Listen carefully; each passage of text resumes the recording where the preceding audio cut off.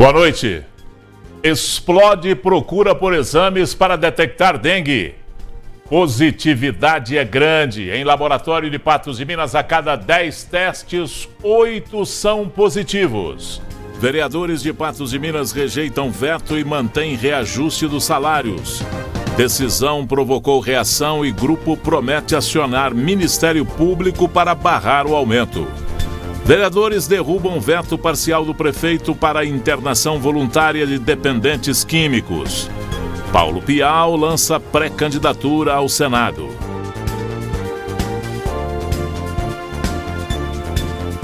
Mulher que confessou ter matado jovem grávida de 8 meses em 2018 em João Pinheiro para roubar o bebê vai a júri popular nesta quarta-feira.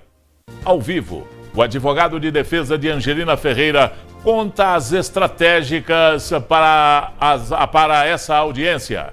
Acusado de matar travesti em Patos de Minas teria contado detalhes do crime em áudio. Polícia Civil de Lagoa Formosa está prestes a concluir caso de homicídio ocorrido em setembro do ano passado. Motivo do crime seria acerto de drogas. Tudo isso a partir de agora comigo aqui no NTV News.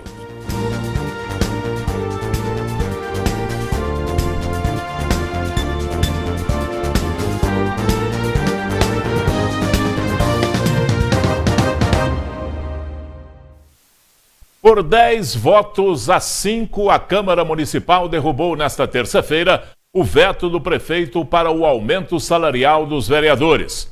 Durante a reunião extraordinária, houve manifestação e grupo vai acionar o Ministério Público para questionar esse reajuste. Votaram pela rejeição do veto os vereadores Bartolomeu, Professora Bete, Cabo Batista, João Marra, Carlito, Mauri da JL, Itamar André, Gladstone Gabriel, Nivaldo Tavares e Vicente de Paula. Votaram pela manutenção do veto os vereadores Daniel Gomes, William de Campos, José Luiz Borges, Vitor Porto e Professor Delei. Com o resultado, a Câmara derrubou o veto do prefeito sobre o projeto de lei que concede a recomposição salarial aos vereadores. A decisão não agradou os representantes do grupo Orgulho em Ser Patense, que aproveitaram a oportunidade para se manifestar durante a reunião. Essa decisão aí é uma decisão muito injusta, né? Não é o melhor momento para se trabalhar em prol desse aumento. Não é que nossos vereadores não mereçam, tá? Deixar isso bem claro. É só uma questão de que isso não é prioridade. A nossa cidade, ela tem várias outras questões que devem ser tratadas como prioridade. Emerson, que também é representante do grupo de manifestantes, conta que já esperavam esse resultado. Entretanto, entrarão com uma ação no Ministério Público junto a um abaixo-assinado para pedir uma investigação sobre a aprovação do projeto e se há mesmo inconstitucionalidades. Nós já esperava a derrubada do veto, porque é uma panelinha que está aqui, né, na Câmara dos Vereadores. A gente já sabendo antes, né, dessa derrubada pelas reuniões que nós fizemos com os vereadores, já era de esperar já. Hoje ainda faltou um vereador, que é o vice-presidente, e agora é seguir para frente, né, protocolar o nosso abaixo-assinado e já entrar judicialmente. Para o presidente da Câmara, Ezequiel Macedo, apesar da contrariedade da população, os trabalhos da casa continuarão. Quanto ao momento ideal para essa votação, o vereador acredita que em qualquer situação essa dúvida surgiria. É difícil quando a gente se fala em recomposição salarial, o momento é difícil, nós estamos passando uma situação difícil para todos, né? Inflação, tudo muito caro, nós estamos acompanhando aí, e é muito complicado quando se fala em recomposição salarial. Existe um momento ideal para isso? É difícil a resposta. Também foi votado em reunião extraordinária desta terça-feira o projeto de lei que determina critérios para a internação voluntária de dependentes químicos. O veto parcial do prefeito de Patos de Minas foi derrubado por 13 votos a 2. projeto em questão é o de número 2433, de 8 de abril de 2022, que determina os critérios para a internação voluntária de dependentes químicos. A justificativa para o veto parcial pelo Poder Executivo seria porque não há hospitais gerais especializados em internação voluntária, além de inconstitucionalidades. O projeto foi à votação em reunião extraordinária nesta terça-feira na Câmara Municipal de Patos de Minas. Votaram pela derrubada do veto parcial do prefeito sobre o projeto os vereadores Bartolomeu, Cabo Batista, João Marra, Carlito, Maurida JL, Itamar André, Gladstone Gabriel, Nivaldo Tavares, Vicente de Paula, William de Campos, José Luiz Borges, Vitor Porto e professor Delei. A vereadora professora Beth e o vereador Daniel Gomes votaram pela manutenção do veto. Daqui a pouco você vai ver aqui no News. Acusado de matar travesti em Patos de Minas teria contado detalhes do crime em áudio. E a mulher que confessou ter matado jovem grávida de 8 meses em 2018 em João Pinheiro para roubar bebê vai a júri popular nesta quarta-feira. Eu vou falar no próximo bloco com o advogado de defesa de Angelina.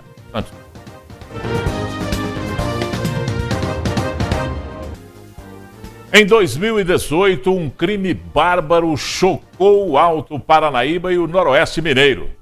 Angelina Ferreira confessou ter matado Mara Cristina Ribeiro, de 23 anos, que estava no 8º mês de gravidez. Angelina teria cometido o assassinato para roubar o bebê de Mara. Esta quarta-feira acontece a audiência de julgamento. Angelina Ferreira vai a júri popular. Para falar sobre o assunto, eu converso com o doutor Marcelo Brito, que é advogado criminalista, que vai defender Angelina Ferreira. Boa noite, doutor. A primeira pergunta, a versão dada pela Angelina à polícia à época de ter cometido o crime para roubar o bebê, está mantida, doutor? Boa noite. Boa noite a todos os espectadores. A versão dada pela Angelina na fase inquisitorial, ali onde no início da investigação, é contradita por ela durante toda a instrução processual. A Angelina, ela nega a autoria do fato durante a instrução processual. Ela... Parece que... doutor, ela nega todas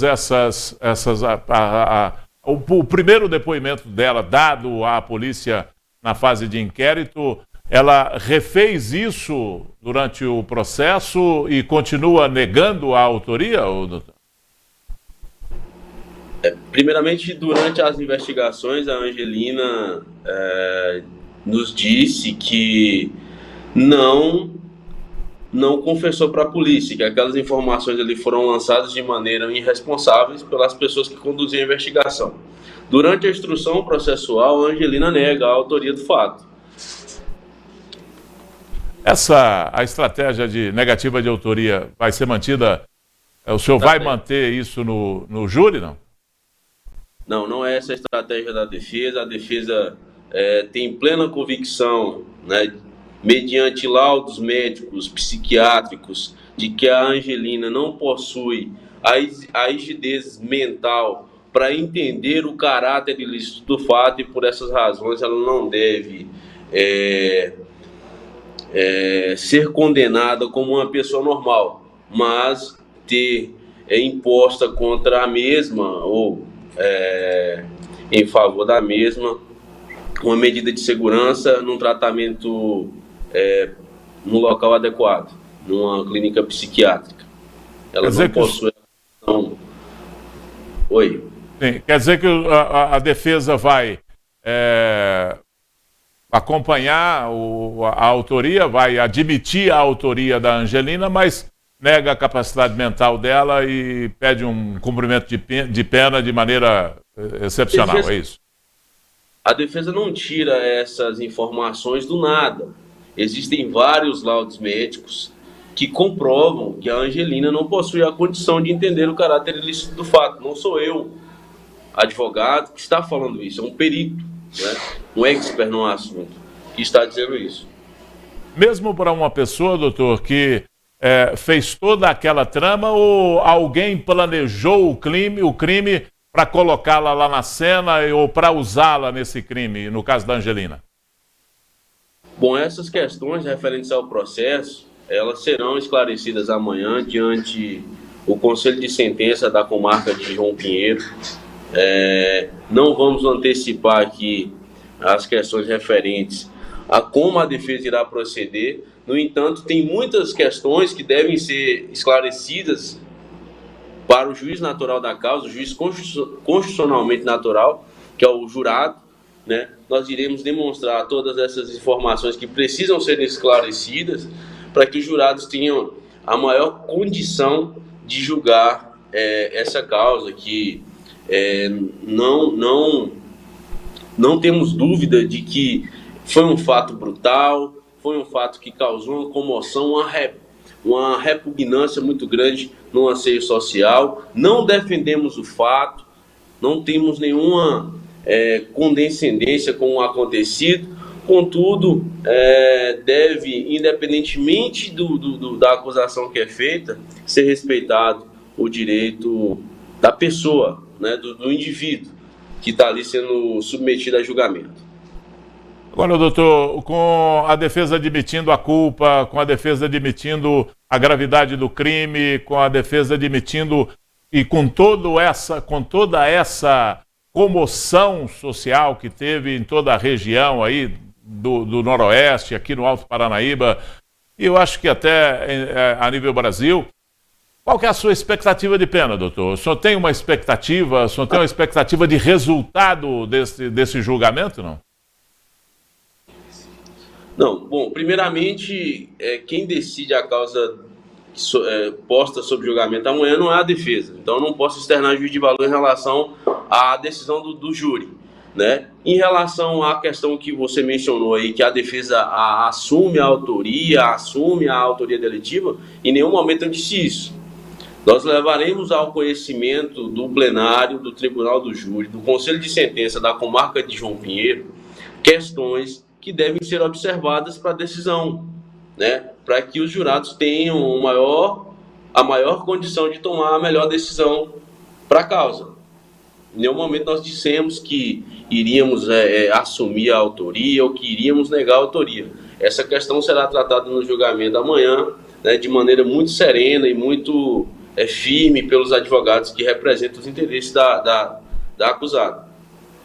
Ô, doutor, já só para a gente finalizar aqui, participar de um julgamento como esse traz algum tipo de emoção para um profissional, um operador do direito, doutor?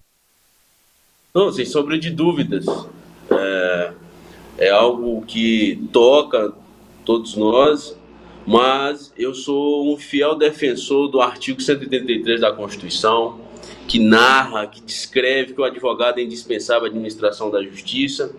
E as pessoas precisam saber que para se condenar ou para que qualquer processo tenha legalidade, é indispensável à administração da justiça a figura do advogado. Senão, o processo é nulo e os reclames de justiça ficam maculados. A porta do presídio tem que ser aberta para todo mundo sair se não tiver a figura do advogado, porque todos os processos são nulos.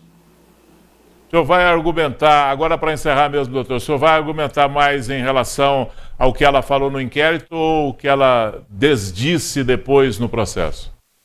Para finalizar, então, o que é produzido no inquérito, esses elementos de informação produzidos na fase inquisitorial não é prova. E são elementos de informação que vão ser aferidos na instrução processual sobre o crivo do contraditório diante de um promotor de justiça, de um juiz de direito e de um advogado. Nessa fase processual, como eu disse no início, a Angelina nega peremptoriamente qualquer participação na execução da vítima. Ela confessa que estava na cena do crime. Ela acusa alguém, doutor? Amanhã, como eu disse, eu não vou adiantar, amanhã vocês saberão.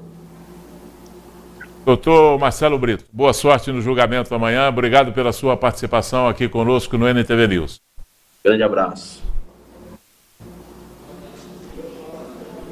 Suspeito de matar uma travesti em março deste ano em Patos de Minas foi preso neste fim de semana. Duda Marins, de 27 anos, foi morta cruelmente no dia 7 de março.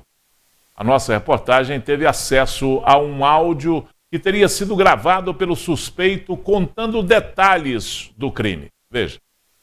Em um áudio com mais de 15 minutos de duração, o suspeito de 38 anos conta como foi a noite do dia 7 de março.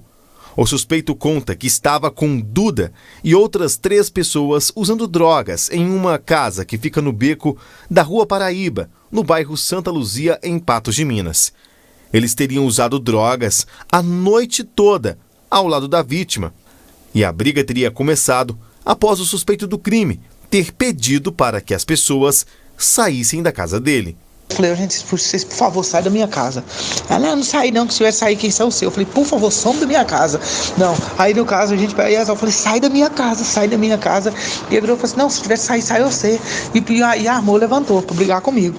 Aí eu peguei e comecei até a chorar de raiva na hora. Eu falei com ele de novo, some da minha casa, some, inclusive até me exaltar. Aí ele pegou e armou pra vir pra cima de mim.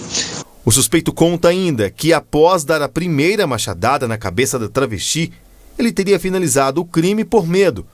Após o crime, o suspeito também teria levado os pertences da vítima. Se quisesse matar, gente, a gente podia ter feito uma coisa bem mais bem feita. Não foi pra matar hora nenhuma. Ele começou a gritar. E o menino pegou o outro que tava com o capacete, ficou com medo. Só eu lembro de ver o barulho do portão. Ele saiu correndo, largou o chinelo, largou o capacete, largou tudo pra trás. E saiu correndo. E essa vítima começou a gritar. E eu peguei no medo dela gritando, eu dei outro, só pra parar de gritar. E disse, pronto, aí na frente eu não lembro. Só sei que a hora que eu saí de casa, ele tava no chão. Só que não tava gritando tão alto, mas ele tava gemendo e gritando, querendo gritar.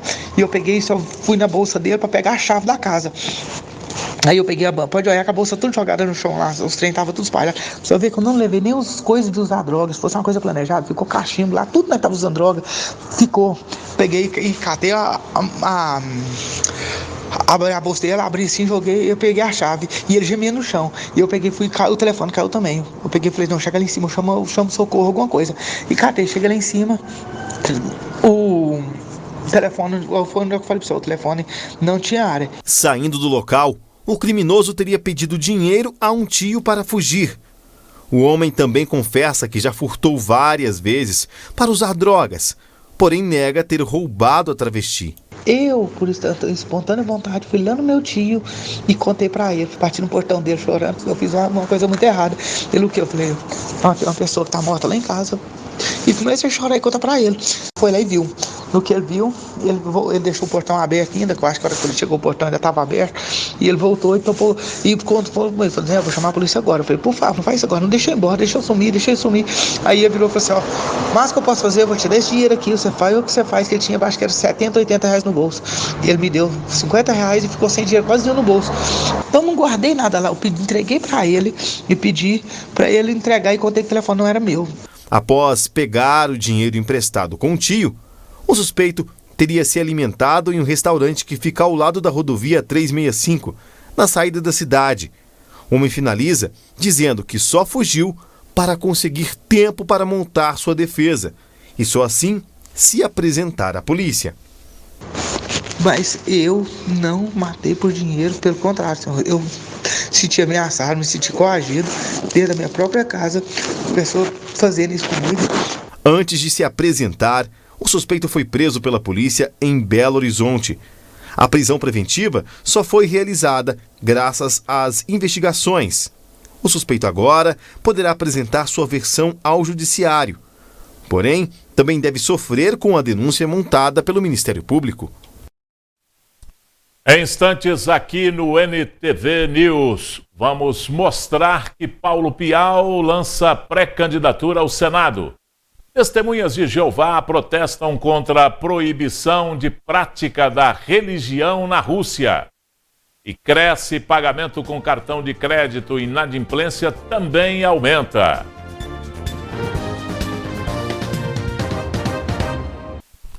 O volume de vendas do comércio varejista do país cresceu 1% de fevereiro para março deste ano, segundo pesquisa divulgada nesta terça-feira pelo IBGE. Essa é a terceira alta consecutiva que acumula ganhos de 1,6% nos 3 primeiros meses de 2022. O aumento foi puxado por 6 das 8 atividades pesquisadas pelo IBGE. Equipamentos e material para escritório, informática e comunicação, livros, jornais, revistas e papelaria. Outros artigos de uso pessoal e doméstico, combustíveis e lubrificantes, móveis e eletrodomésticos e tecidos, vestuário e calçados. As duas atividades que tiveram queda nas vendas foram supermercados, produtos alimentícios, bebida e fumo, e também artigos farmacêuticos, médicos, ortopédicos e de perfumaria. Mas brasileiros estão preferindo pagar as contas com cartão de crédito. No primeiro trimestre deste ano, houve crescimento de 42% na comparação com o mesmo período de 2021. Entretanto, tem aumentado também a quantidade de inadimplentes. Nos 3 primeiros meses de 2022, pagamentos com cartões de crédito movimentaram 478 bilhões e meio de reais, 42% mais que no mesmo período do ano passado. O balanço divulgado nesta terça-feira pela Associação Brasileira das Empresas de Cartões de Crédito e Serviços revela que o aumento está relacionado à expansão do comércio online e ao controle da disseminação da Covid-19 no país. Os gastos dos brasileiros no exterior também cresceram, 849 milhões e 700 mil dólares no primeiro trimestre em relação ao mesmo período de 2021, alta de quase 108%. O que também tem aumentado é a inadimplência. Chegou a 5,8% o número de consumidores em fevereiro que não conseguiram honrar as contas. Para especialistas da associação, isso se deve ao desemprego elevado, inflação alta e taxa de juros nas alturas. Paulo Pial lançou nesta terça-feira em Patos de Minas a sua pré-candidatura ao Senado. O político participou de 7 eleições, mas para o Senado é a primeira vez.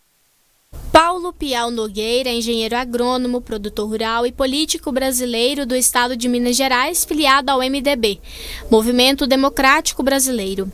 São 4 décadas de atuação na política. Eu já fui 3 vezes deputado estadual, 2 vezes deputado federal e 2 vezes prefeito de Uberaba, né?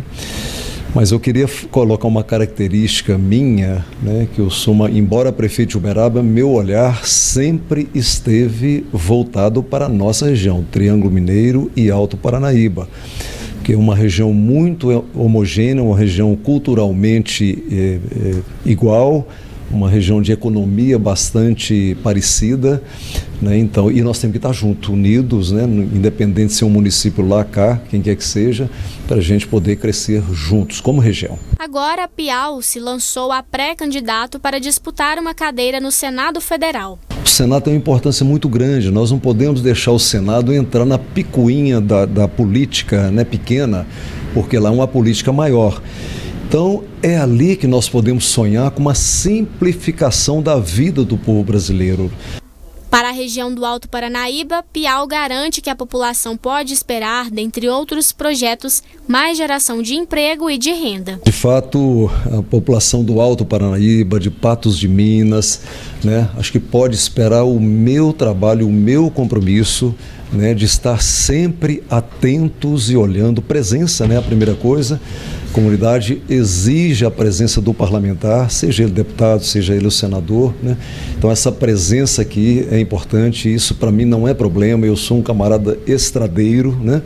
E claro, pegar as demandas da comunidade, né, e levar isso para a solução onde quer que seja no Estado, né, junto ao governo do Estado, seja junto ao governo federal, né, para que a gente possa sonhar com uma região que é tão rica, mas que precisa, na verdade, de avançar.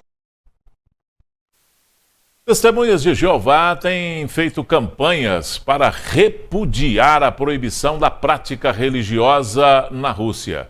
Segundo os fiéis, desde 2017, há prisões e perseguições dos praticantes. A proibição da prática religiosa das testemunhas de Jeová na Rússia está prestes a completar 5 anos, desde que foi sancionada no país do leste europeu. O Estado alega que a crença seria extremista.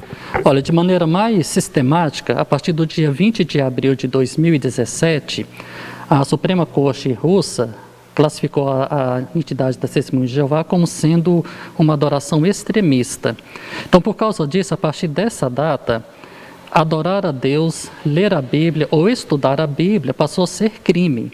De modo que, para as testemunhas de Jeová ali não serem presas, como já ocorreu com diversas delas, ou não serem acusadas criminalmente, tiveram que fazer suas atividades o mais discreto possível, como era na época da União Soviética. Eduardo de Mello é porta-voz das Testemunhas de Jeová em Patos de Minas, município que conta com 8 congregações e 7 salões, além de 900 praticantes. Ele explica que os membros patenses lamentam pela situação. Nós temos muito amor pelas pessoas e especialmente pela nossa comunidade internacional. Então nós lamentamos muito, a gente fica sabendo assim constantemente de relatórios dos nossos irmãos ali, de pessoas que estão sendo presas, algumas idosas, né? Pegando pena aí de até 10 anos de prisão por praticarem a sua fé. Então lamentamos muito essa situação. Segundo ele, membros das Testemunhas de Jeová sofrem agressões e são presos e condenados a apenas 4 vezes maiores do que quem pratica crimes hediondos no país. A religião cristã está fazendo uma campanha para relembrar e conscientizar a comunidade internacional sobre o que está acontecendo na Rússia. Uma maneira deles assim interpretarem mal uma lei que a Federação Russa tem o direito de ter, né, que são entidades que eles podem considerar como sendo perigosas, mas estão aplicando de maneira ruim, né, de maneira mal interpretada, a uma organização pacífica, como somos nós, Testemunhas de Jeová. Daqui a pouco no NTV News a gente mostra a jornada acadêmica de licenciaturas. Universitários desenvolvem tecnologia para ajudar no tratamento de várias doenças. Explode a procura por exames para detectar dengue e positividade é grande. Em laboratório de Patos de Minas, a cada 10 testes, 8 são positivos.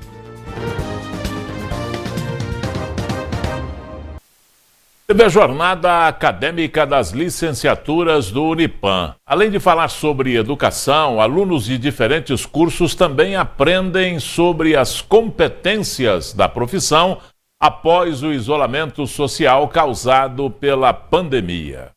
Aqui estão alunos de História, Pedagogia, Letras e Matemática. A jornada acadêmica reúne dezenas de alunos dos cursos de licenciatura do Centro Universitário de Patos de Minas. A intenção é conversar com os alunos e tratar sobre assuntos relacionados à educação e suas competências após o período mais crítico da pandemia. O tema do encontro foi a educação no contexto atual. A gente quer compreender melhor ou dando ênfase a essas várias dimensões da educação, né? Nós temos a educação popular, a educação de jovens e adultos, a educação digital, a educação empreendedora, a arte-educação, enfim, são várias polissemias da palavra educação. E esse encontro pretende revisitar, recuperar essas várias possibilidades. O especialista em educação Rafael Gregório destacou a importância da transformação da educação após o uso das tecnologias. Com isso, segundo Rafael, as competências de um profissional da educação mudaram após o período mais crítico da pandemia. A gente tem que compreender que são múltiplos mundos, né? O pessoal fala muito do novo normal, né? Mas a gente vai voltar a viver o velho normal, o mundo anormal, o mundo pós-normal. Então a gente tem que estar muito atento a isso, que a gente vive múltiplos mundos. E entendendo que são múltiplos mundos, a gente tem que entender principalmente que a aprendizagem ela é viva e contínua. Então ela ocorre o tempo todo na nossa vida. A gente tem que estar atento o tempo todo que a gente está aprendendo. Quem estuda para algum dia encarar os desafios desse novo normal, entende a importância de estar ligado às novas obrigações de um educador, que vai além da sala de aula. A gente vem de 2 anos, né, de uma pandemia e assim, a gente que está entrando na educação agora, que vai ser meu caso, que eu estou no último ano, a gente vai pegar um cenário totalmente diferente. E é muito desafiador, é um cenário que a gente nunca até então tinha visto.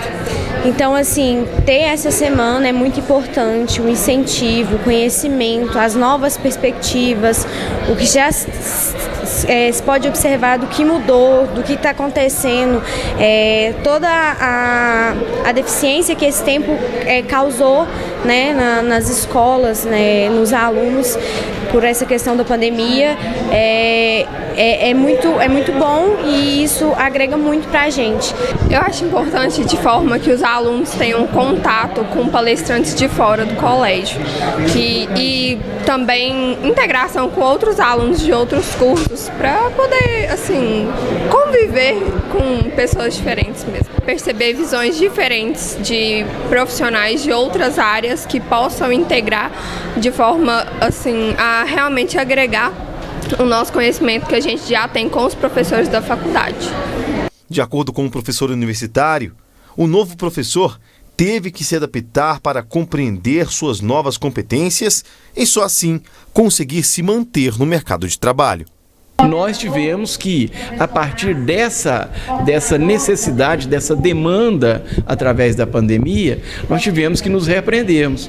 Então foi assim, uma aprendizagem, né, assim, absolutamente, eu diria quase que mecânica, de um dia para o outro, nós tivemos que, né, nos adaptarmos a isso. A tecnologia é uma grande aliada da medicina. Em Patos de Minas, alunos do curso de Engenharia Elétrica do Unipan desenvolvem soluções que podem ajudar pessoas em tratamento médico com mal de Parkinson e autismo. Já imaginou poder saber qual o melhor tratamento para um paciente de Parkinson? Ou melhor, fazer um diagnóstico preciso usando apenas uma luva? Alunos do curso de Engenharia Elétrica, juntamente com alunos do curso de Fisioterapia, estão desenvolvendo essa luva, que pode ajudar o trabalho do fisioterapeuta e devolver a qualidade de vida do paciente. Por enquanto foi montado o sensor que ele mostra o nível que a pessoa consegue dobrar a mão, e com esse sensor aqui vai mostrar o nível de tremor da pessoa. E tem mais um, que é esse aqui, que vai mostrar o nível de força que a pessoa tem na mão. Aí vai mostrar todos os diagnósticos. Vai ajudar muito na reabilitação dos pacientes, o paciente vai ter uma melhora e eu acho que sim, vai ajudar bastante. Ao todo, são 11 grupos que foram criados com a intenção de criar novas ideias que podem mudar a vida de muitas pessoas. Nesse outro projeto, alunos tentam desenvolver um tapete lúdico para ajudar no tratamento de crianças que sofrem com autismo. Um dos membros do grupo explica como o tapete interativo vai funcionar. Ele vai principalmente tocar um som assim que ela subir, vai conversar normalmente com ela, uma das minhas colegas inclusive é a dubladora, vai estar fazendo as perguntas para a criança, perguntas bem simples para ela poder se adequar, sabe qual animal é que ele está fazendo aquele som, qual cor é essa para ele pular, vai ter todo o tapete, vai ser todo colorido, cheio de desenho e figura, para ela poder estar fazendo uma série de jogos e melhorando o dia a dia dela. A intenção de promover encontros como esse é fazer com que as ideias saiam do papel e virem realidade. Todos os nossos projetos integradores, não apenas, mas principalmente o projeto integrador, os alunos eles sempre estão criando, então é mão na massa, né, desde o primeiro período. Então, independente do período, eles estão ali criando e essas criações a gente sempre leva, o Unipan tem essa pegada empreendedora, então a gente sempre leva e fala com o aluno, faz com que o aluno leve esses projetos sempre à frente para que se torne uma startup. O coordenador do curso também explica que o encontro serve para mostrar aos estudantes as infinitas possibilidades de áreas onde o engenheiro elétrico pode atuar. Tanto é que o mercado de trabalho hoje, ele requer conhecimentos extras, né? Então ele pode ir para a área da saúde, pode ir para a área da educação física, pode ir para a área das humanas, enfim. Então a área de conhecimento que o aluno tem que ter, ele é muito amplo e é necessário para desenvolver os processos. Esse ex-aluno do curso de engenharia, que hoje trabalha na área, conta que o mercado de trabalho está de olho em profissionais engajados em outras áreas. Essa integração entre disciplinas diferentes, né? Um curso de engenharia com um de fisioterapia, isso agrega muito para ambos os lados. E a engenharia, o foco dela é resolver problemas, né? Toda engenharia tem esse objetivo. Então, quando você passa a conhecer melhor sobre a outra atividade, isso vai tornar esse profissional mais capacitado e com mais facilidade para o mercado de trabalho. 2 casos suspeitos de hepatite aguda infantil de causa desconhecida são investigados pela Secretaria de Estado de Saúde de Minas Gerais. Um deles foi registrado em Belo Horizonte e o outro em Juiz de Fora, na Zona da Mata. Os principais sintomas relatados foram dor abdominal e vômitos, acompanhados de alterações de enzimas hepáticas. Mais de 200 outros casos assim foram relatados no mundo. Nos Estados Unidos, 109 estão sob investigação. 5 foram fatais, de acordo com a agência France Press. Devido à pouca idade, a maioria das crianças afetadas ainda não havia sido vacinada contra a Covid-19, mas as autoridades não descartam que podem ter sido infectadas pelo coronavírus. Patos de Minas está em plena epidemia de dengue. A procura por exames para confirmar a doença é grande. Em um laboratório do município, a cada 10 testes, 8 têm dado positivo. A Nice já teve dengue. O mal-estar foi tanto que mal conseguia sair da cama. Você não consegue fazer nada. Você fica simplesmente assim, só deitado. O David está com dengue. Ele fez exame em laboratório depois de passar muito mal. Acordei já meio que indisposto, né? Com estômago ruim, ânsia. E aí eu fui trabalhar e durante o trabalho começou a aumentar as náuseas e comecei a ficar com o corpo doendo. E foi aumentando cada vez mais até eu não conseguir mais movimentar. Aí eu fui para fazer o exame, né? Eu mesmo me prontifiquei a fazer o exame, fui no laboratório e depois de pouco tempo já veio o diagnóstico positivo para dengue. Com a epidemia de dengue, a procura por exames laboratoriais explodiu. A procura tem aumentado, né, devido à quantidade de casos que está tendo na cidade. A grande maioria dos casos que vem para poder estar fazendo esses testes, estarem procurando, está dando o positivo para dengue. E os sintomas, eles estão cada dia que passa um pouco mais diferenciados. Inclusive alguns pacientes, né, que a gente vê que está chegando sentindo algumas disfunções hepáticas, dando um gosto amargo na boca, febre, dor no corpo. Isso aí a gente tem acompanhado. E a maioria das vezes, quando dá esse gosto amargo na boca, os médicos estão pedindo o teste de enzimas hepáticas, né? Para poder conferir como que tá, se está dando tudo certo. Porém, alguns casos aí estão dando algumas alterações. E tem sido grande a positividade dos exames. Nesse laboratório, em Patos de Minas, a cada 10 testes, 8 têm confirmado dengue. A alta da positividade aumentou muito. A gente fala que a cada 10 testes que nós estamos fazendo, em torno de 7 a 8 está dando positivo para dengue, gente. Então, o ideal é a gente ter cuidado, a gente cuidar, né, da água parada, não deixar naquele vasinho de plantinha ali. Se o vizinho não estiver cuidando, dá um toque no vizinho também. Não vamos deixar essa doença lastrar aí, estilo Covid, não, tá? Há 2 tipos de exames para detectar a dengue. Um deles fica pronto em poucas horas. Existem 2 tipos, né, de teste de dengue, que é a sorologia, que é aquele que fica pronto em até no máximo 3 dias úteis. A sorologia, geralmente, ela aponta a dengue em torno do 7º ao 8º dia de sintoma. E também temos aquele teste rápido, né, que é o teste de dengue, que geralmente ele fica pronto em até 2 horas, e o ideal para estar fazendo o teste de dengue é entre o 3º e 5º dia, a partir do 1º sintoma.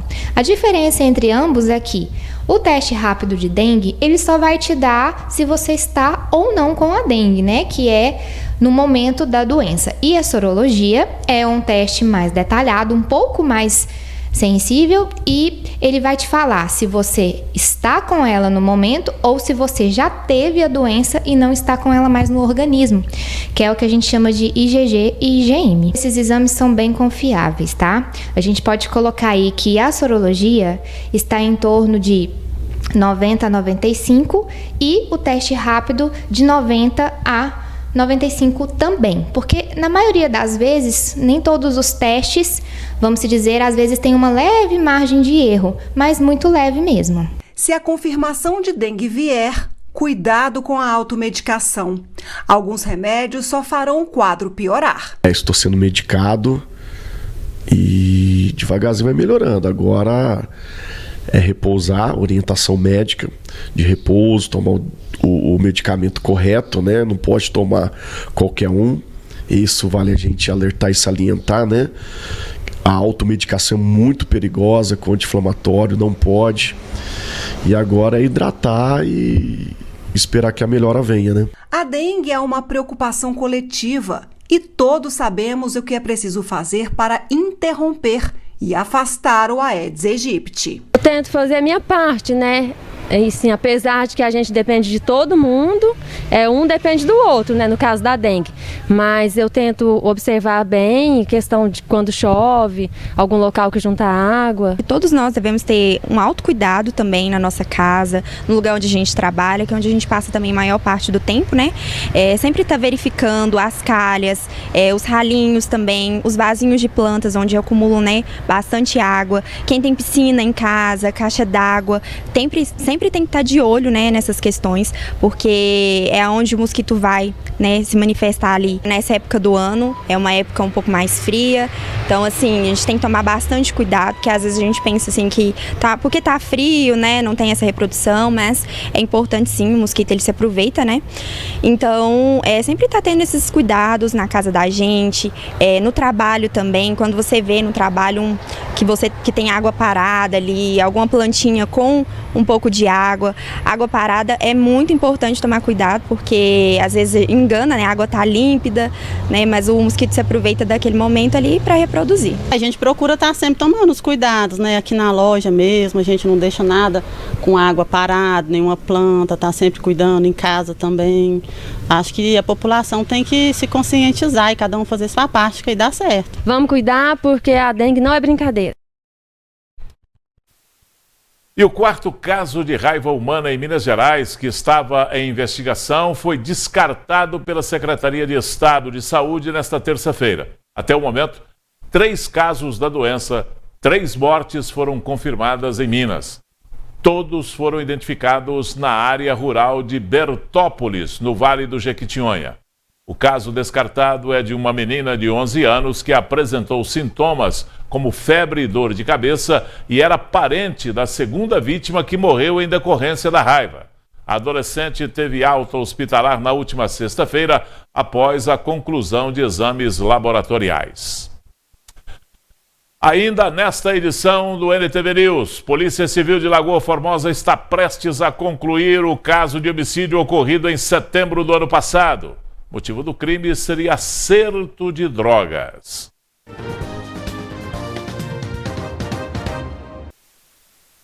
Uma mulher acusada de ter ajudado o marido a executar uma vítima em julho de 2010 foi levada a júri na tarde desta terça-feira aqui em Patos de Minas. Esse é o segundo julgamento da mulher. No primeiro, ela foi absolvida por falta de provas, mas desta vez o tribunal teve outro entendimento. Quem tem essas informações é o repórter Rafael Ribeiro, que daqui a pouco chega ao vivo aqui direto lá do Fórum de Patos de Minas. Estamos aguardando aí a imagem e a participação do Rafael ao vivo para falar do julgamento de hoje. Nós estamos vivendo uma semana com sessões do júri em Patos de Minas, com sessões de julgamento aqui em Patos de Minas. Já tivemos 2 julgamentos, aliás, já tivemos um julgamento esta semana. Esse é o segundo julgamento nesta terça-feira. Nós teremos outros julgamentos, mas o repórter Rafael Ribeiro, nós estamos aguardando aí a sua participação para ele trazer o resultado desse júri. Essa mulher que foi acusada de ter ajudado o marido a matar essa pessoa, uma outra pessoa aqui em Patos de Minas. No primeiro julgamento ela saiu livre porque o júri entendeu que não tinha provas contra ela. Houve apelação, recurso impetrado pelo Ministério Público, ela volta a novo julgamento, né? E nesse novo julgamento a notícia que se tem é que o júri entendeu de maneira diferente essa situação.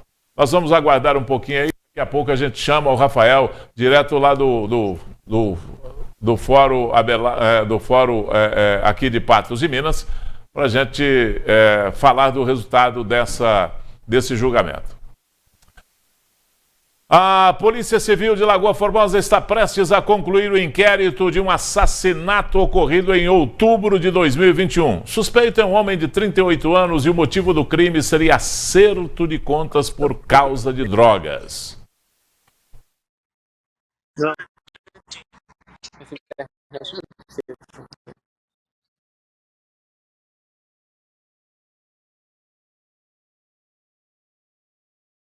De Lagoa Formosa, após os familiares da vítima procurarem a Polícia Civil relatando o fato, considerando que a vítima foi encaminhada para Paracatu, local onde ela veio a óbito, e o boletim de ocorrência foi inclusive registrado pela Polícia Militar de lá.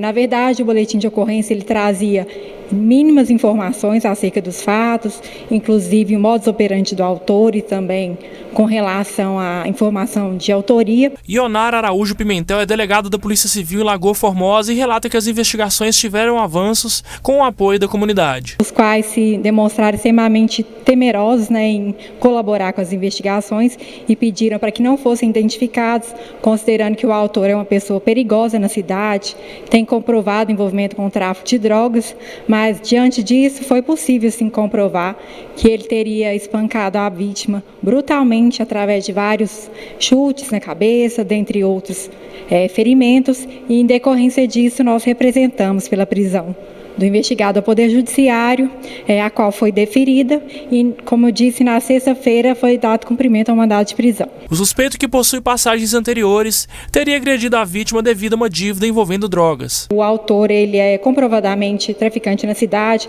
inclusive ele ficou preso recentemente, foi indiciado no procedimento em que se apurou o tráfico de drogas na delegacia de Lagoa Formosa e, além de ser traficante, ele emprega várias ameaças contra as pessoas para que não façam denúncias, e inclusive com relação a essa lesão corporal, ele teria proferido várias ameaças a vizinhos para que não revelassem e não viessem a testemunhar contra a sua pessoa. A vítima de 47 anos morreu em decorrência de um traumatismo crânioencefálico oriundo das agressões. A vítima, na verdade, ela possuía passagens por deles muito pequenos, porque ele era comprovadamente usuário de drogas. Pelo que a família nos relatou, ele teria problema com bebida alcoólica também, mas não teria grandes passagens criminais, não. O suspeito ainda será ouvido e o inquérito será concluído em até 10 dias. Ele poderá responder pelo crime de lesão corporal seguida de morte e cumprir de 4 a 12 anos de prisão. Muito bem, vamos voltar ao assunto do julgamento desta tarde aqui em Patos de Minas, pelo Tribunal do Júri. Uma mulher que participou de um crime, foi absolvida no primeiro julgamento por falta de provas, voltou pela apelação a novo julgamento e vamos saber o resultado agora com o repórter Rafael Ribeiro. Boa noite, Rafael.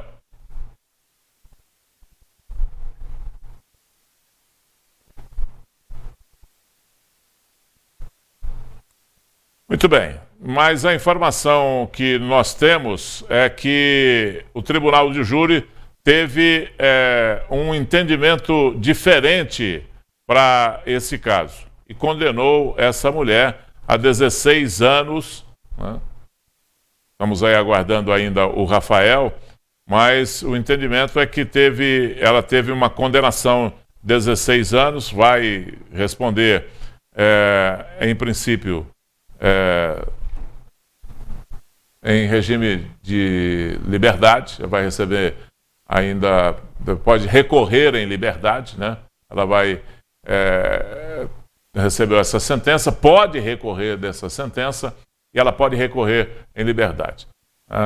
Essa é a primeira informação que nós temos aqui. Então ela tomou no primeiro júri, ela foi absolvida, e agora no júri de hoje ela tomou 16 anos de cadeia, vai recorrer em liberdade, e depois a gente traz mais detalhes aqui no jornalismo da NTV sobre esse caso. Obrigado pela sua atenção, o NTV News fica por aqui, amanhã tem mais. Às 19 horas, NTV News sempre no ar com você. Boa noite, obrigado.